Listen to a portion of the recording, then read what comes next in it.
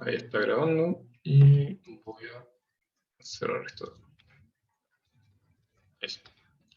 Entonces, ya subí el archivo de la ayudantía, donde tiene como un resumen de tabla hash y las funciones de hash, que es más o menos lo que pasa el profe Werner y lo que está en el libro guía que, en lo que se basa. Entonces, lo primero es cachar qué es una tabla hash. Lo primero es que las tablas hash son otra estructura de datos, así como las listas, simplemente enlazada, doblemente enlazada, o no sé, un arreglo, otra estructura más para poder cumplir los mismos, venir a suplir los mismos problemas que veníamos trayendo, que es almacenar datos, buscar datos y borrar datos, que son como las tres operaciones más utilizadas. Entonces, una tabla hash básicamente es la implementación, bueno, una implementación son los diccionarios que son en Python, que es donde vamos a tener un par llave y el dato. Entonces yo para acceder al dato voy a necesitar la llave. Una vez que yo tengo la llave, voy a pasarla por una función que no sabemos qué va a ser, que va a ser la función de hash, y así voy a tener el índice de la tabla para después acceder a los datos, básicamente. Esa es la idea principal. Entonces ahí es donde empieza a tener todo el universo de tablas hash. La primera que se enseña es la de direccionamiento directo, donde básicamente la función de hash es la identidad. Entonces, yo le paso una llave, una K, una I, y voy a obtener el índice K. Entonces, si yo le paso la llave número 2, me va a entregar el índice en la posición número 2 de la tabla. Por eso está esa correspondencia de 1 a 1. Por eso es que se llama directa, y que también se puede llamar que es la tabla de, ¿cómo se llama? La función de hash es la identidad, porque lo que yo le meto es lo que me va a sacar, básicamente. El gran problema de esta es que hay que usar mucho espacio de memoria, porque uno a priori no sabe qué es lo que le va a dar el usuario. No sabemos qué clase de llave va a usar. Entonces, no como los diccionarios, que el diccionario tú le pasas cualquier cosa. Eh, entonces, esta es como un poco bastante restringida en ese sentido. Puede servir en casos donde tengamos la certidumbre de que va a usar una cantidad específica de llaves. Pueden ser, por ejemplo, 20 llaves y que estén determinadas sí o sí. Pero en caso contrario, donde no sepamos qué va a ser la llave, entonces está muy difícil usar esta tablita de acá. ¿Cuál es la ventaja de esta? Es que tiene tiempos constantes. La complejidad es constante. Porque como con los diccionarios, entre comillas. Porque nosotros le vamos a pasar la llave y voy a obtener al tiro el valor. Entonces, hay una correspondencia entrada-salida. No tengo que hacer ningún procesamiento, no tengo que ir a buscar como con las listas, donde para buscar un dato yo tengo que pasar por todos los datos anteriores. Entonces, ahí está como la gran ventaja. Entonces, frente a Kevin, ese problema, sí. pero si después deja de, o sea, si tengo por más de de un valor, de un K actual, entro por ejemplo, entran al a la misma llave, ahí voy a tener como claro, una lista y al ladito voy a tener como más, al ladito del 2 o del 3 voy a tener enlazada más lista y ahí ya dejaría de ser lineal, ¿cierto? Claro, no dejaría de ser constante, pero ahí pasa a ser lineal. Ah, ya, sí, eso. Dejaría de ser constante y se convierte en línea, dependiendo de la cantidad de elementos que hay en la lista. Exactamente, exactamente. Por eso ahí está el foco principal. Lo principal, lo más vital de esto es la función de hash, que en este caso la de direccionamiento directo es h de k igual a k. Entonces vamos a tener la correspondencia de 1 a 1, Entonces no voy a tener colisiones en teoría, porque voy a tener solamente una llave y voy a tener un índice para esa misma llave. Pero hay otros casos donde vamos a tener una función de hash, donde una misma, diferente llave me va a retornar el mismo valor de índice, y ahí empieza a darse ese caso de las colisiones que se llama, que es este de acá abajo. Por ejemplo, acá no sé qué función de hash hay, pero sí sé que hay colisiones, porque el K5 y el K2 me están llevando a la misma posición de la tabla. Entonces ahí es donde está la colisión. Y ahí empieza a verse cómo puedo resolver esas cosas. Y en realidad hay bastantes, hay caleta de formas de resolver las colisiones, pero la que se ve en el ramo de EDA es la solución por encadenamiento, que es lo que decía, que yo voy a tener listas en las celdas, donde puede ser simplemente enlazada o doblemente enlazada, da lo mismo. Y ahí voy a tener, entre comillas, resuelto el problema. Y en el peor de los casos voy a tener que todas mis llaves me van a llevar a la misma celda. Y en ese caso voy a tener una lista simplemente enlazada o doblemente enlazada, desperdiciando todas las otras celdas, porque no hay ninguna llave que las lleve ahí. Entonces, eso es la cosa. Entonces, acá está el otro diagrama, donde se muestra dónde se llevan las llaves, y se resuelve básicamente por encadenamiento, usando listas doblemente enlazadas en este caso. Y ahí, claro, el tiempo pasa a ser lineal, en el peor de los casos. Aunque en promedio, si es que uno toma algunos supuestos, puede ser constante de todas formas. Y esos supuestos, en general, es que todas las llaves están distribuidas uniformemente, es decir, que todas las llaves se distribuyan en las celdas de manera independiente. No importa, no importa el valor que haya puesto antes, va a tener la misma probabilidad de caer en la primera celda que en la última, o como en la del medio. Y además se puede definir un factor de carga, que en realidad es qué tan cargada está mi tabla, la cantidad de datos que tengo almacenados sobre la cantidad de datos que yo puedo almacenar. Entonces, si yo tengo una tabla de 100 espacios, de 100 celdas, y yo tengo almacenados 50 celdas, 50 elementos, entonces voy a tener un factor de 0,5.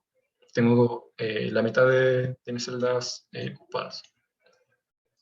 También puede ser mayor que 1, y eso significa que estoy frente a colisiones, básicamente, porque estoy usando más espacio de lo que tengo en mi tabla. Estoy usando los espacios del lado, por ejemplo. Y en ese caso se puede definir, así como finalmente, una forma general de la complejidad de la tabla hash, donde va a ser un teta de 1 más alfa. Ahí notamos que si la cantidad de elementos ocupados es muy pequeña, básicamente va a ser constante. Si tenemos muchas colisiones, alfa mayor que 1, n tiende a infinito, entonces esto va a ser dependiente de n. Entonces ahí empezamos a ver el tiempo lineal. Entonces ahí se combinan las dos en una sola forma. Maravilloso. Básicamente eso es lo de tabla hash. Después vamos a ver un ejercicio. Bueno, dos ejercicios si es que alcanzamos. ¿Sí? ¿Sí? Para, por código, hacer tabla hash, como que no hay No te una... la imagináis. No, Ya. Básicamente tenemos la misma... se puede hacer de varias formas. Uno podría hacer con arreglo, básicamente, porque estamos pidiendo una cantidad de espacio determinada para la tabla en sí. Puede ser con listas, puede hacerlo con lo que tú quieras en realidad. Y después lo de encadenamiento también. Tenemos que seguir básicamente las mismas formas de pensar que con las estructuras anteriores.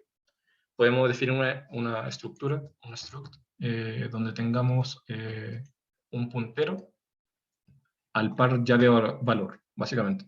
Entonces, básicamente esa idea. En realidad no se ve la implementación en C con esto. No sé si es que, bueno, si es que les llegaran a preguntar en la tarea 2, yo creo que vamos a hacer una ayudantía específicamente de eso. Pero al menos cuando yo lo di, no vimos la implementación, entonces como que se deja un poco a la imaginación. Pero básicamente sería algo así. Puedes hacerlo como tú estimes conveniente.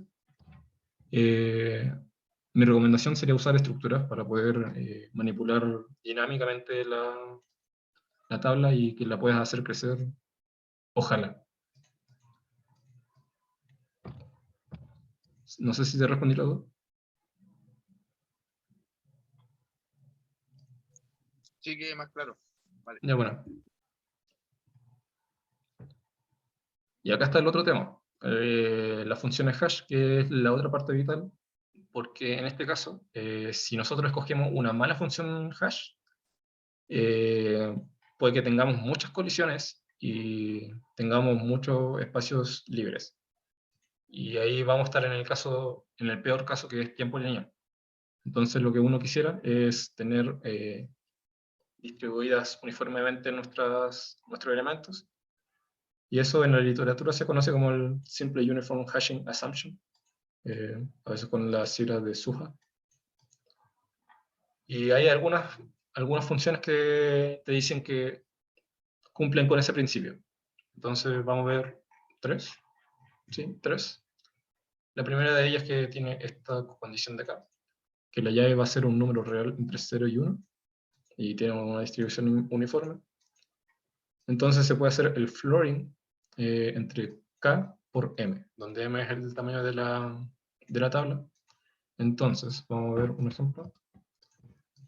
Entonces tenemos que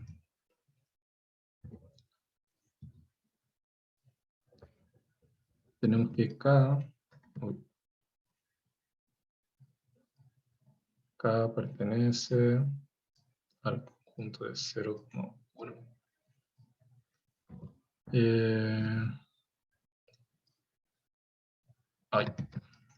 K distribuye uniforme.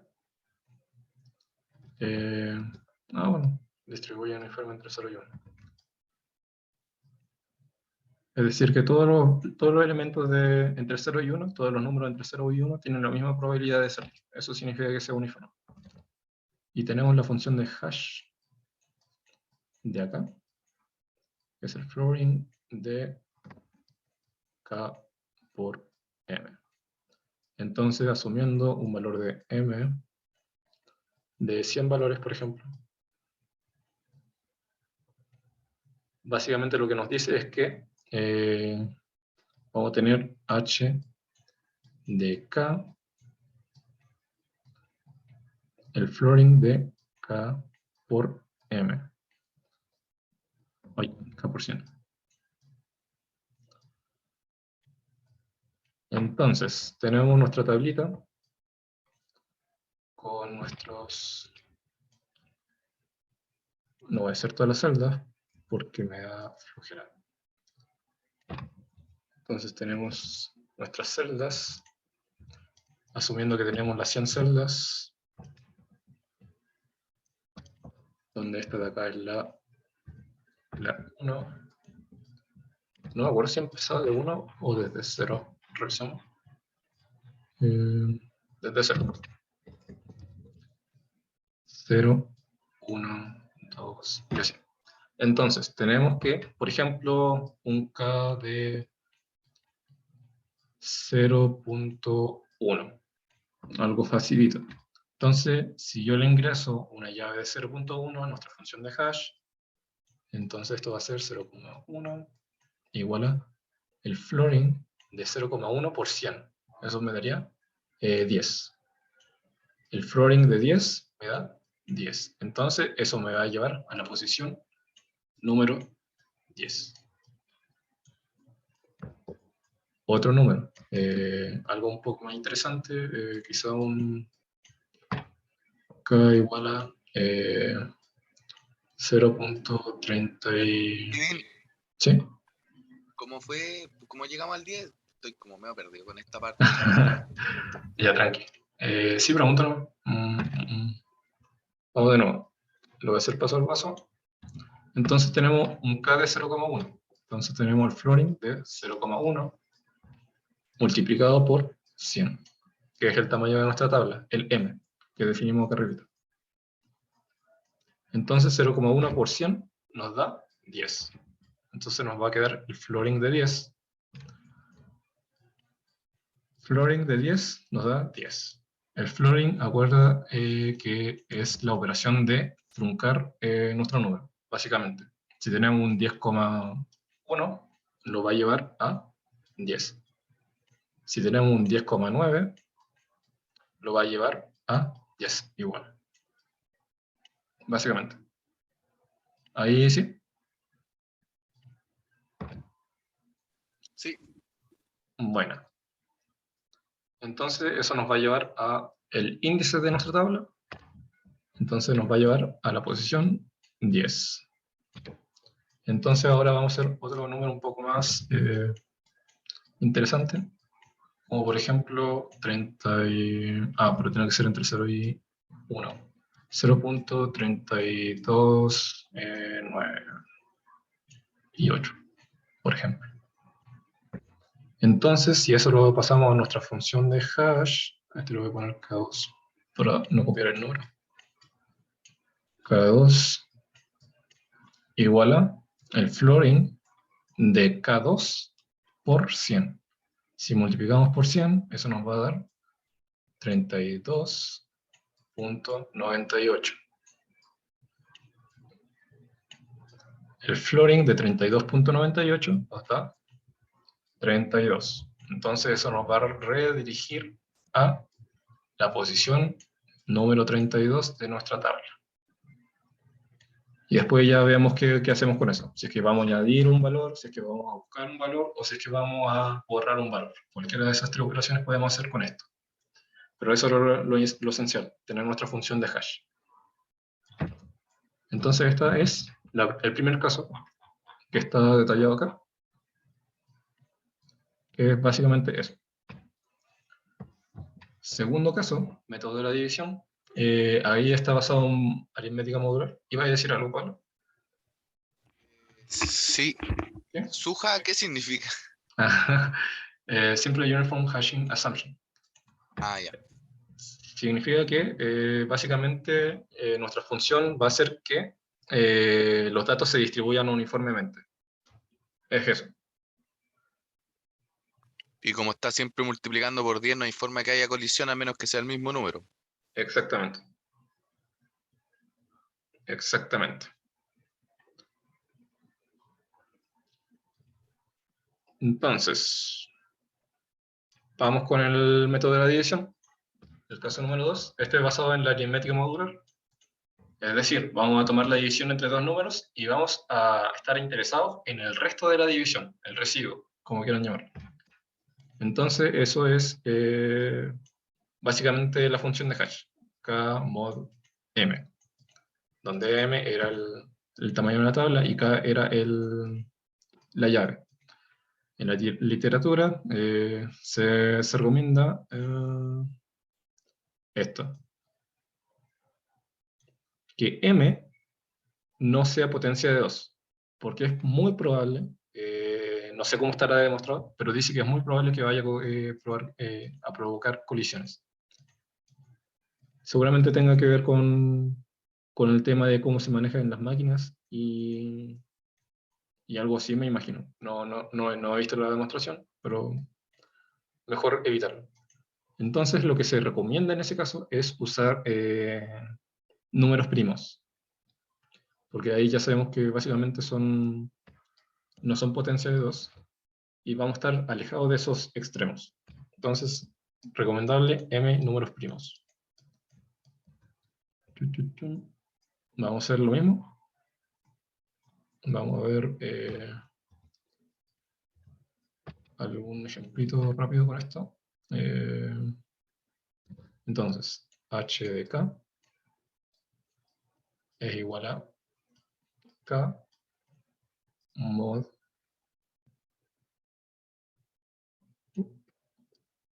m. H es igual a k mod m, entonces, mismo caso, m igual a, dejémoslo en 101, para ir correspondiendo con la regla de los números primos. Y elegimos k igual a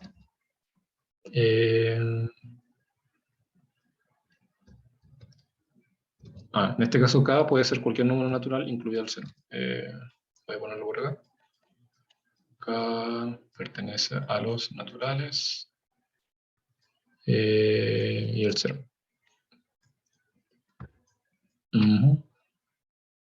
Entonces podemos elegir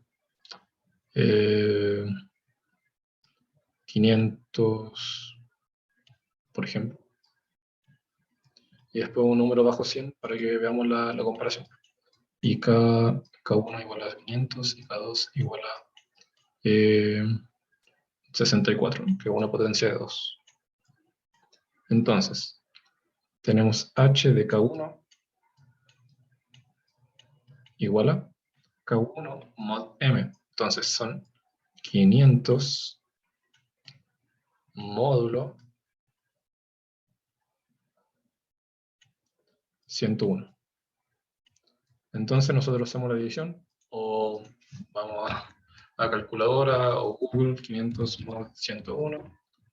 Eso nos da 96, básicamente. 96. Entonces,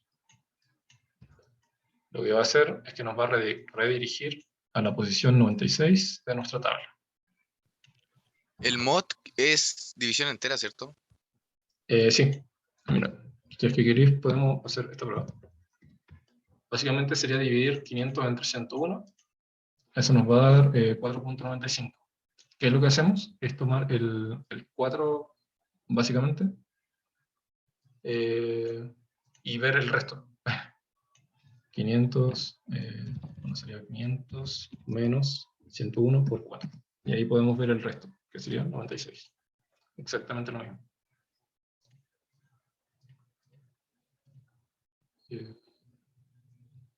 De hecho lo voy a poner igual, por si acaso.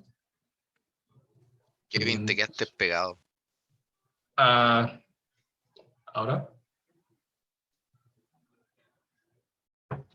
Voy a cambiarme de internet.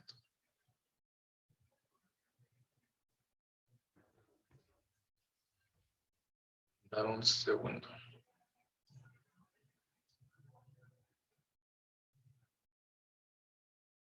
Aló. ¿Ahora sí? Sí, ahora sí. Quedé pegado con el mod. Ya. Divido 500 entre 500 en 101 y después al resultado que le hago. Claro. Acá tenemos el 500 dividido en 101, nos da 4.95 y tanto, ¿cierto? Sí. Ahora yo pesco el floating, básicamente, el número entero más bajo de esto. Entonces sería 500 menos 101 por 4. Y ahí me va a dar exactamente lo mismo que cuando le puse 500 mod 101. Exactamente la misma operación.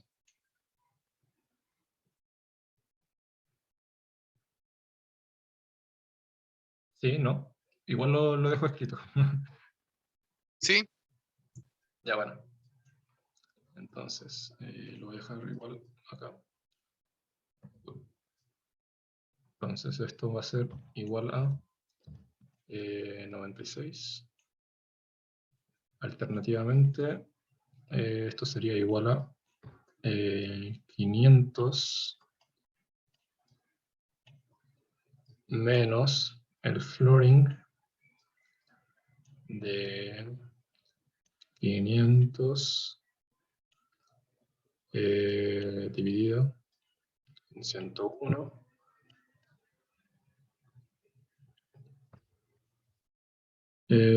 multiplicado por 101.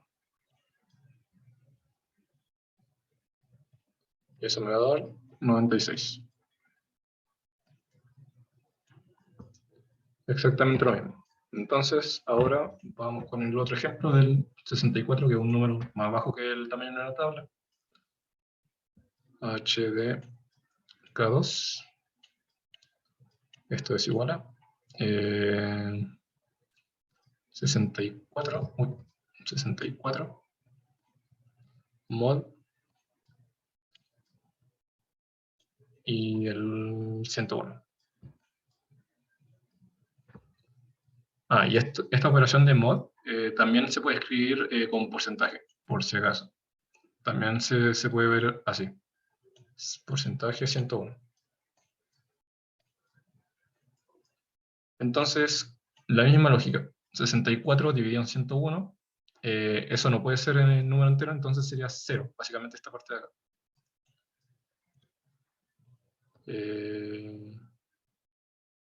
Claro. Entonces, básicamente sería como cuánto le falta al 64 para llegar al 101, porque es el resto. Igual 64 mod 101.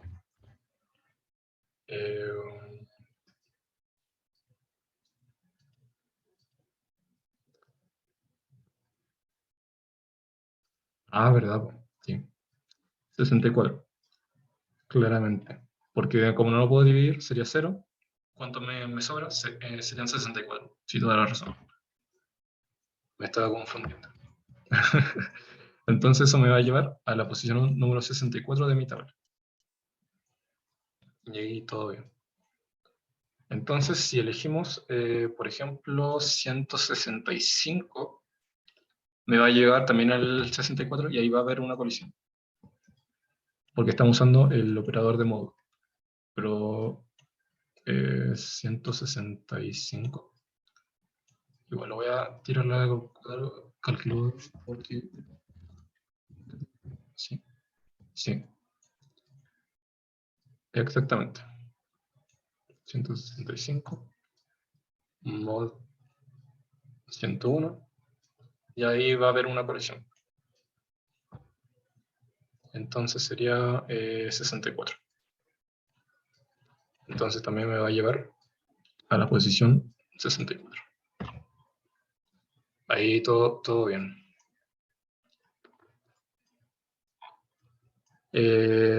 ¿Alguna duda con esos dos métodos hasta ahora? ¿Ha quedado claro? No, no, porque eso ya, creo que el de multiplicación es el complicado. Sí, exactamente. Acá es bastante complicado en realidad. Uy, ahí se me pasó eso. Ya de ahí lo corrijo. Claro, el otro método es el de multiplicación y este es más extenso y hay que ser ordenado para no equivocarse. Entonces, acá también, K puede ser lo natural y el 0. Ahí podemos elegir cualquier cosa. M ya no es crítico.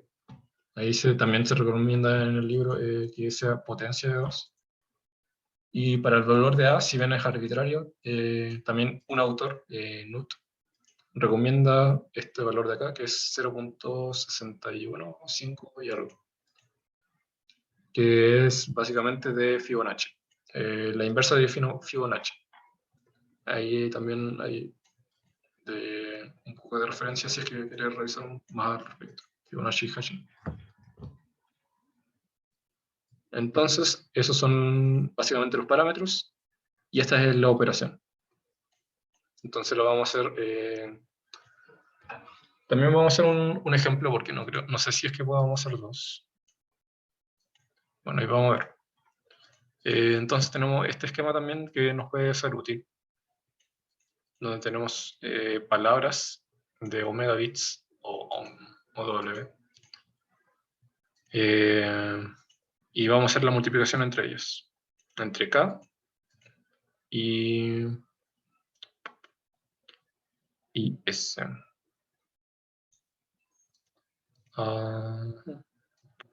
Claro, ahí estamos usando con 2 a la omega bits. Ya vamos a ver con este ejemplo de acá. Tenemos la función de hashing.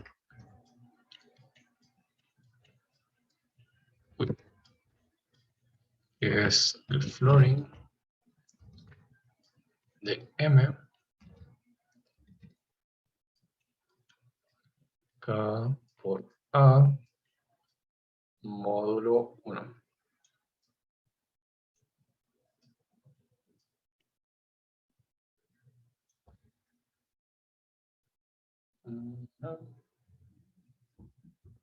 Entonces, veamos qué pasa con el módulo 1. Por ejemplo, si yo tengo 151 módulo 1, me va a dar 0. Y si es que tengo 150, me va a dar... está bien esto, sí. 152. Módulo 1, sí.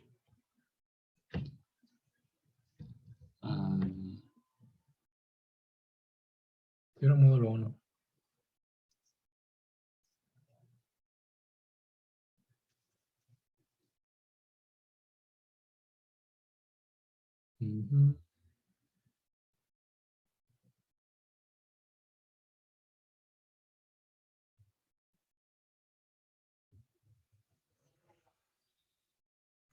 Voy a abrir el libro mejor, para no equivocarme. Y si no, lo dejamos para después.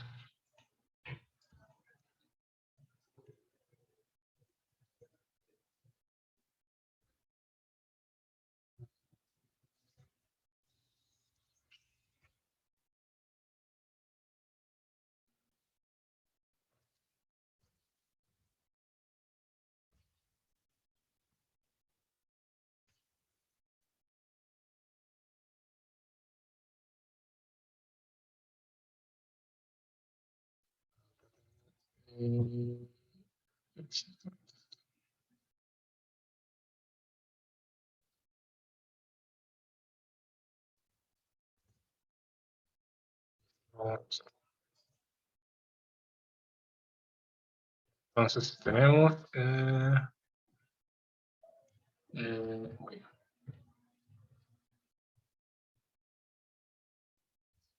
tenemos que P... bueno, P no lo dije porque ya está en el diagrama. P es la cantidad de bits que nosotros vamos a extraer. Acá vamos a estar funcionando con las representaciones en binario, entonces hay que tener ojo con eso. Igual dudo que, bueno, no sé si es que lo vaya a hacer Werner, porque no es prerequisito lo de trabajar con esta función de acá, pero es bueno conocerlo. Entonces, bits que voy a extraer. Bits a extraer. Extraer. Tenemos el tamaño de la tabla, que es una potencia de 2, 2 a la 14. Omega, el tamaño de la palabra. 32. Bueno. Voy a poner palabra.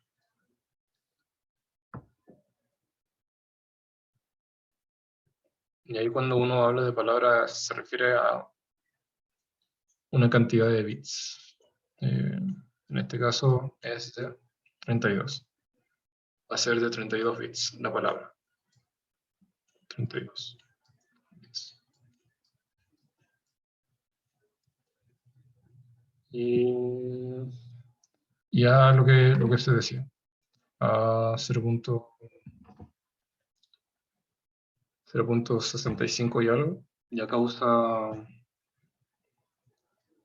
esto de acá que es parecido a al 0.0, o sea, al 0.65, para poder tener algo representable en nuestro computador.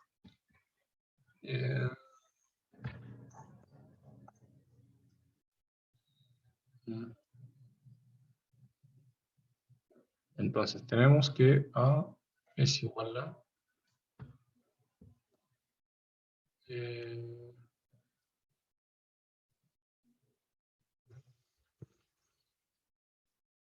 este número gigante sobre 232, que debería ser mejor lo pongo en texto. 265 4 35 769 dividido 19 dividido entre 2 a la 32.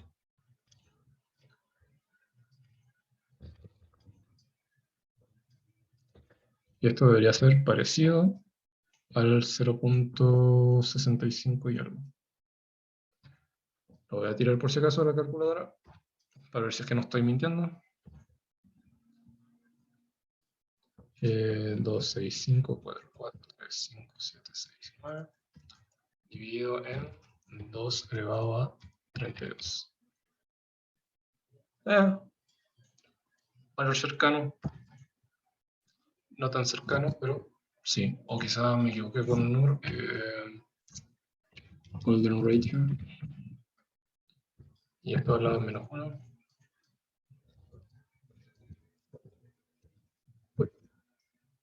Lo divido en 0.61, me equivoqué. Entonces esto era 0.61. 0.61, 8. Esto es igual a el número de oro a la menos 1. Entonces por ese lado estamos bien. Segundo, ¿qué es lo que calcula? Calculamos K por S. ¿Pero por qué dividirlo 2 a la 32 te da el número de oro a la menos 1? O así está hecho por... No, porque lo principal es que A sea el número de oro. Eso Ah, es ya. lo que recomienda el autor. Y estamos buscando un valor que sea cercano a eso. Y básicamente ese es el que cumple.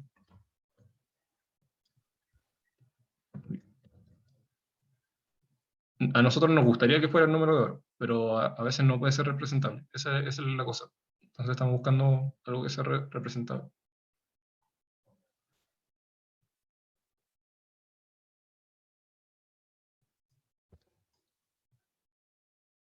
Segundo, calculamos K por S. K por S, lo que sí, quizás queda un poco más. Acá está. Ese es A por 2 a la omega.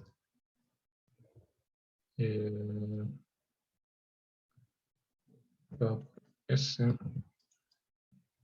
que igual a K por 2 a la omega. Y omega sabemos que era 32. Y acá es la llave, básicamente. Entonces ahí no hacemos nada. M...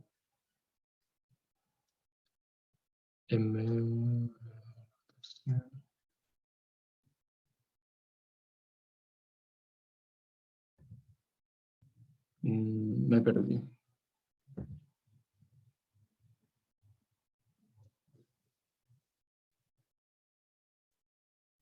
Sí, me perdí. Porque acá hace K por S, A por 2 a la omega, pero en realidad debería ser esta operación de acá.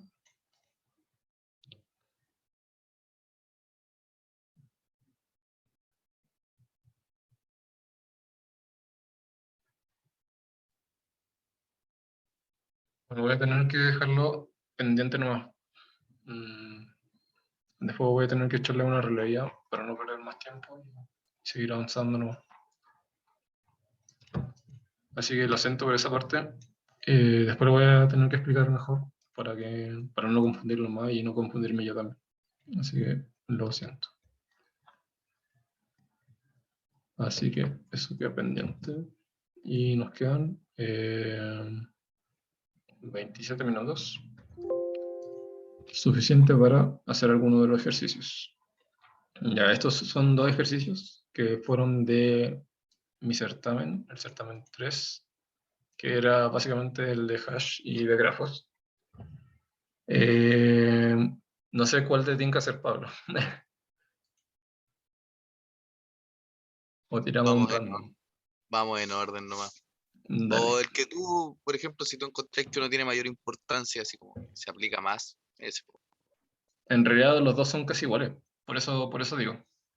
en orden nomás entonces. Vamos con este de acá entonces. Este nos decía que diseñamos un algoritmo para verificar una secuencia está compuesta por números enteros consecutivos. Por ejemplo, la secuencia -1, 5, 4, 2, 0, 3, 1, está compuesta por números consecutivos del -1 al 5. No falta ningún número entre medio en este conjunto, básicamente. Entonces, suponga que el rango de variación de los enteros está entre -100 y 100. Acá nos están diciendo más o menos cuántos elementos vamos a tener, básicamente. Si su solución contempla el uso de tabla hash, cuál es la función hash explícitamente y cuál es la complejidad algorítmica de su algoritmo.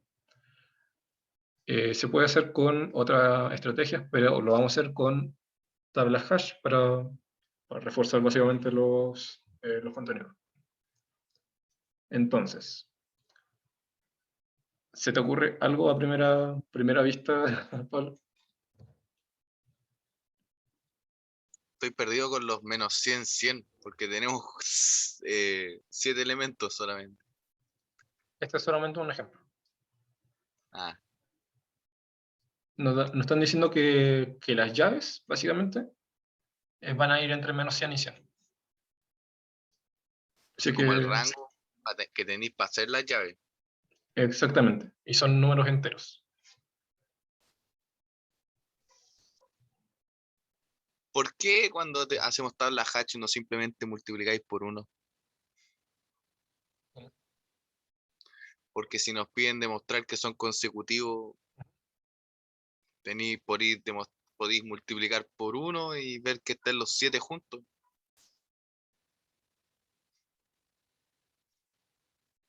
Si no me equivoco, el primer caso y que m es m o era k igual a 1. Entonces, -1 queda en el lugar -1. Sí, sí. Y 0 queda en el lugar 0, 1 queda en el lugar 1. Ya, sí, está ahí súper bien encaminado. Pero en el caso de tabla y en cuanto a índice, no tenemos los números negativos, por si acaso. Entonces ahí ese problema. Ese problema tenemos que tratar de solucionarlo, pero va súper bien.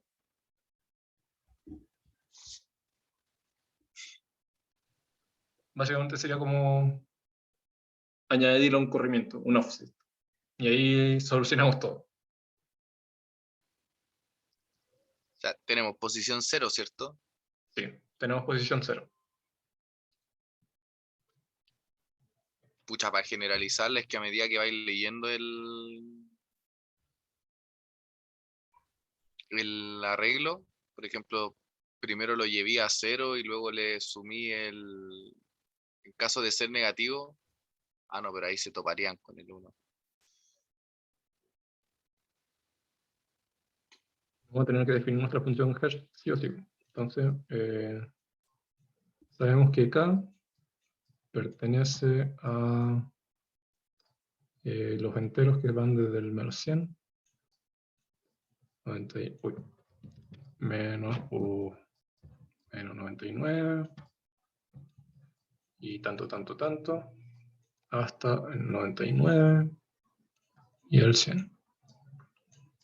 Entonces, primero, el valor de m. ¿Qué tamaño tiene que tener nuestra tabla? Tiene que tener el tamaño de -100 a 100. Es criterio de diseño. Depende de ti. Aún me confunde eso del -100 a 100, ¿por qué lo tenemos así? Pero eh, Es como para hacerlo un poco más problemático, pero ni tanto. pucha, hasta 10. Ya, hacemos un m hasta 10. Entonces nuestra tabla va a ser de 10 posiciones. 10 posiciones. Ya, por ejemplo. Entonces, si nosotros quisiéramos almacenar todo el rango, serían 201 elementos, suponiendo que están solamente una vez. Entonces vamos a tener colisiones, por ejemplo, unos 20 elementos, creo. 20 elementos, 20 elementos, y así. Y el 1 va a tener 21, básicamente. Así que hay que tener eso en consideración cuando nosotros vayamos en nuestra función de hash. O sea, tiene que haber una separación entre ellos de, ojalá, es que podríamos hacerlo de la, no. Sí, tienen que haber separación de 20 entre los resultados que hay. Para que vayan a la siguiente llave. En realidad, por donde iba antes, iba mejor. Donde decía que fuera una función de hash que fuera básicamente HDK igual a K, ¿cierto? Sí, mejor, porque si no se empieza a separar mucho y es más complicado. Entonces, en ese caso, vamos a tener, bueno, en ese caso, si entramos con menos 100, esto nos retornaría menos 100, y eso es no existente, no tenemos una posición de menos 100. Entonces, para arreglar eso, que es lo que te decía, le podemos añadir 100. Entonces ahora, cuando entramos con un menos 100, esto nos va a retornar la posición 0. Y si nosotros entramos con el otro extremo, que sería el valor de 100, esto nos va a regresar 200. Entonces ahí tenemos una libertad. M puede ser de tamaño 201, o puede ser mayores, mayor de 201. Y ahí van a quedar los espacios vacíos que estén del 202, 203 y así.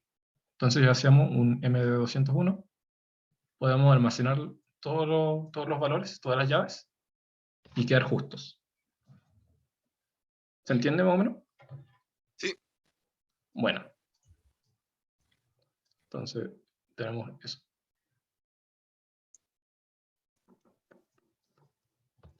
Y entonces tenemos nuestra función de hash, tenemos el tamaño de nuestra tabla. ¿Qué más nos dicen?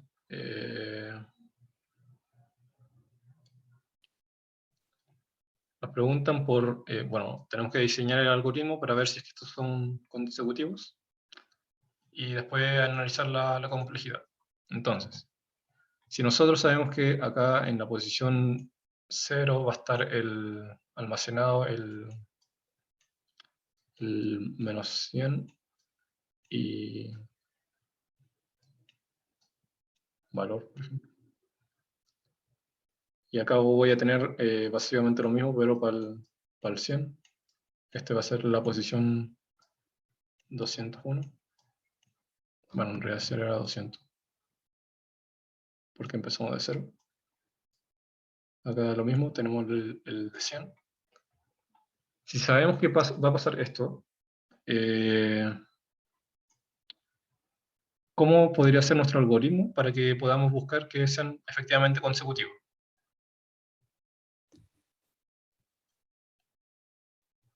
Habría que buscar el primero y de ahí ver si le siguen en lugares los otros 6. Exactamente. Entonces vamos a hacer Habría, búsquedas, claro. claro. Y tener un contador y si de repente el contador tiene que llegar a 7. Claro, que sería el largo de tu Mm, elemento de entrante. Exactamente. Entonces ahí tenemos que definir nuestros pasos, porque no nos dicen que lo codemos, solamente nos dice que diseñamos un algoritmo. Un algoritmo puede ser escrito también, por si acaso. Entonces, definimos paso 1. Buscar primer elemento. Buscar primer elemento. No nulo. Entonces ahí tenemos, por ejemplo, mira, si es que no tuviéramos el del menos 100, este sería nulo, entonces voy a pasar al siguiente. Siguiente. El 1. Y así voy a seguir con todas las posiciones, hasta encontrar alguno que tenga un valor asociado, básicamente, que ya se le haya insertado. Y después podemos hacer lo que dijiste tú, que es como definir un contador y ir sumándole. Y si es que encuentra un nulo después de uno que ya se haya encontrado, entonces lo reseteamos a 0 y ahí murió, básicamente. Esa es una de las formas de operar. Pueden haber otras.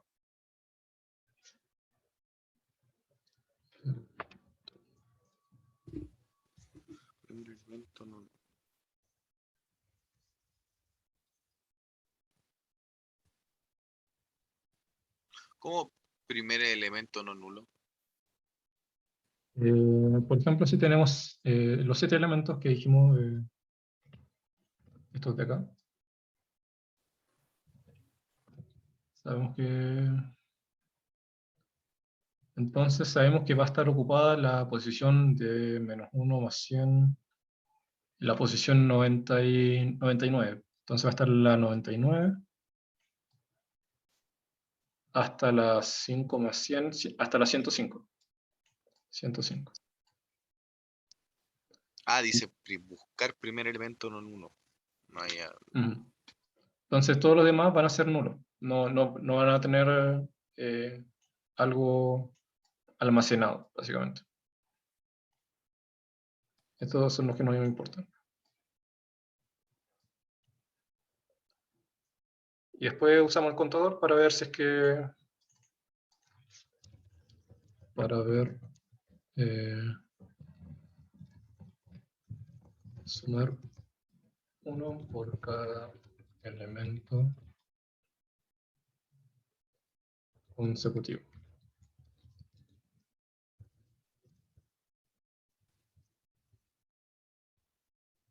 Es comparar contador con largo de elementos o cantidad de elementos.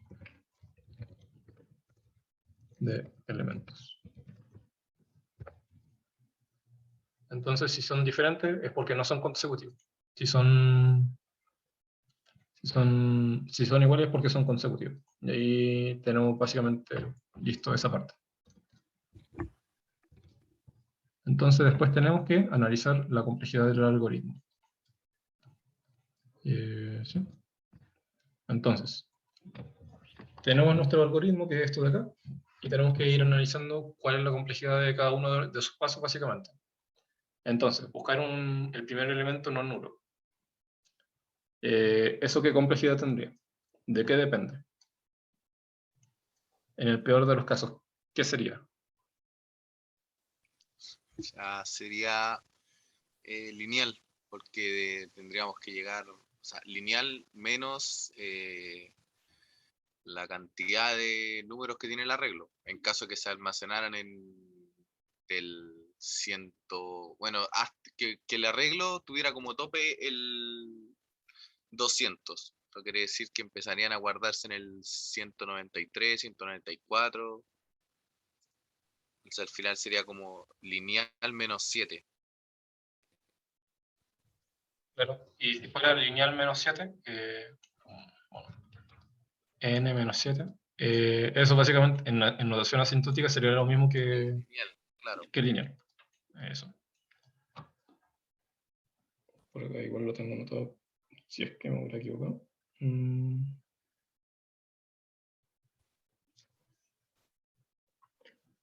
Sí, todo bien. Esto de usar un contador, no hay mucho que hacer. En realidad es sumar 1. No, esto sería una ejecución constante. Estamos haciendo sumas.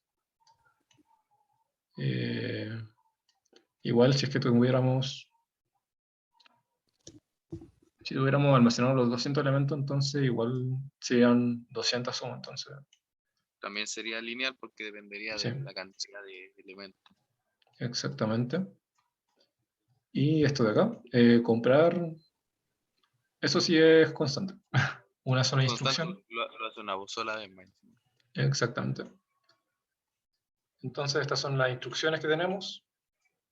Y como son independientes, son bloques separados básicamente de código, sería un tiempo lineal. Y ahí quedamos. Tengo una duda. Si uno ¿Sí? de esos me diera exponencial, ahí mandaría el que se demora más, ¿cierto? Exactamente. Si esto fuera n cuadrado, entonces este se piteaba a todos los de abajo y esto quedaría n cuadrado. Si fuera a la 4, lo mismo. manda el de mayor orden.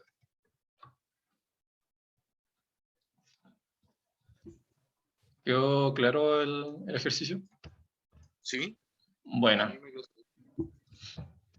así que ese es uno de los ejercicios de certamen.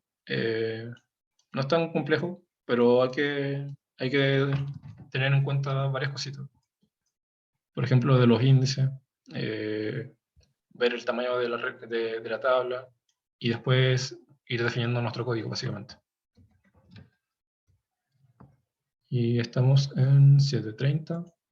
Podemos echarle un ojo al segundo ejercicio. Entonces, tenemos esto de acá. Diseño un algoritmo que ordene alfabéticamente un conjunto de n siglas de 3 letras, solo mayúsculas. Cada letra se representa según una tabla ASCII. Así la letra A corresponde al número 65 en decimal y 41 en hexadecimal. La Z corresponde al número 90 en decimal y a 5A en hexadecimal. Y acá nos preguntan después cuál es el tiempo de ejecución de su solución. Entonces, acá igual vamos a usar tabla hash. También se puede resolver por otras técnicas, pero lo ideal sería usar tabla hash. Entonces, ¿qué sabemos? Sabemos que vamos a tener siglas de 3 letras, por ejemplo, A, B, C o Z, Z, Z. Ahí vamos a tener esas cosas de ahí. Y sabemos que cada letra se puede representar por su representación binaria o hexadecimal, la decimal, la que a nosotros nos convenga. Y tenemos que ordenar esta cosa como nosotros, o sea, básicamente alfabéticamente.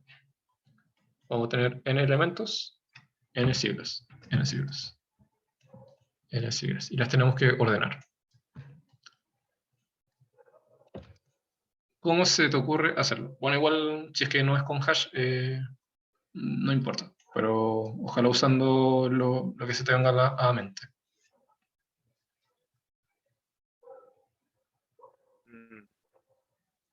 Que claro, primero habría que hacer una tabla hash, metiendo todo lo... Porque lo que podríamos hacer, ya que me entregan el valor en ASCII, es, por ejemplo, es simplemente tenemos, si no me equivoco, la A mayúscula, ya que no sé, asumiendo que todas las letras son, la A mayúscula es, hoy día mismo lo vi, creo que es 72. La A mayúscula es 65. Ah, y ahí está. Entonces tenéis que el menor valor es 3 por 65. Y la Z sería más 20, más 20, 60. ¿La Z cuánto es? 90. Claro, y tendríais 3 por 90, que sería el valor tu, tu llave máxima a almacenar. Ya. Entonces, es 65 por 3. 65 por 3. 195. Esto es... Y esto lo podíamos... Quería hacer esto de acá. 270 menos 195 para ver el tamaño de la tabla. Claro, y ese sería el tamaño de la tabla. Y después hacer una función de hash, que en realidad creo que ahora sí también resultaría, como no tenemos ningún número negativo, multiplicarlo por 1, y la misma función de hash te ordenaría alfabéticamente el ingreso. Sí. Sí, esa es una buena opción. Entonces tendríamos un M de 75. Desde la A a la Z, ¿cuántos elementos tenemos? 20 y tanto. Ah, 23, ¿cuánto? 25, no, 25. Sí, 24. 25. ¿Qué?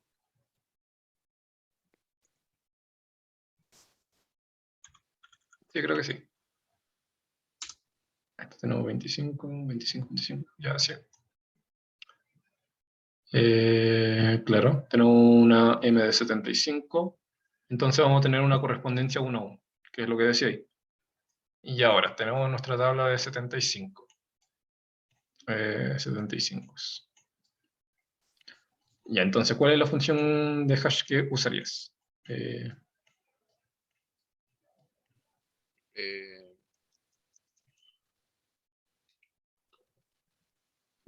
A nosotros sería, nos va a entrar la sigla. Eso es lo que nos va a entrar. claro, pero ¿no se traduce en valor en ASCII al tiro cuando ingresa? No, Mm, porque lo que tiene representación en ASCII es esta letra sólida. Esto o vale sea, 65. y Nosotros nosotros podemos hacer operaciones. podemos manipular el dato antes de ingresarlo a la tabla, sí, yo creo que eso sería lo más conveniente, manipular el dato para dejarlo como, primero como Mm, todo, como una sumatoria de caracteres en ASCII, o sea, A ¿no? más, separarlo, A, el carácter de A más el carácter de A de nuevo más el carácter de A. Entonces tú quieres hacer la suma de los tres caracteres. Entonces sería Claro, 65 más 65 más 65. Básicamente el 65 por 3 que habíamos visto antes, entonces sería un K de 195. Entonces, súper claro. bien. Y eso se lo restáis a los números que ingresáis. Entonces, el AAA tiene la posición 0 y el menos 2, el 270 tiene la posición 75. Entonces sería K menos 195. Y ahí lo tenemos listo. Entonces si entra el AAA, sería 195 menos 195. Eso nos llevaría a la posición 0. Pero, Exactamente. Básicamente eso. y claro, y la tabla hash te la deja ordenada. Después sería, si te piden una función, sería como leer la tabla hash en orden de 0 a 75 e ir imprimiendo en el orden. Y ahí vaya a tener los datos ordenados. Exactamente. Sí. Eso. Ahí, básicamente eso es hash. Así que no hay que tenerle tanto miedo eh, a lo que es. Y esas son, es bueno conocerlas, porque puede que te ayuden o te inspiren en alguna otra función hash, pero en general pueden ser funciones hash mucho más simples como estas de acá que son lineales. Entonces, no hay mucho que hacer ahí. Y después lo otro es, sería ver la complejidad del algoritmo y ahí, Y ahí claro. sería, depende de qué nos piden, cuál es el tiempo de ejecución de la solución. O sea, Sí. sería lineal en transformar todos los datos a ese, al valor K.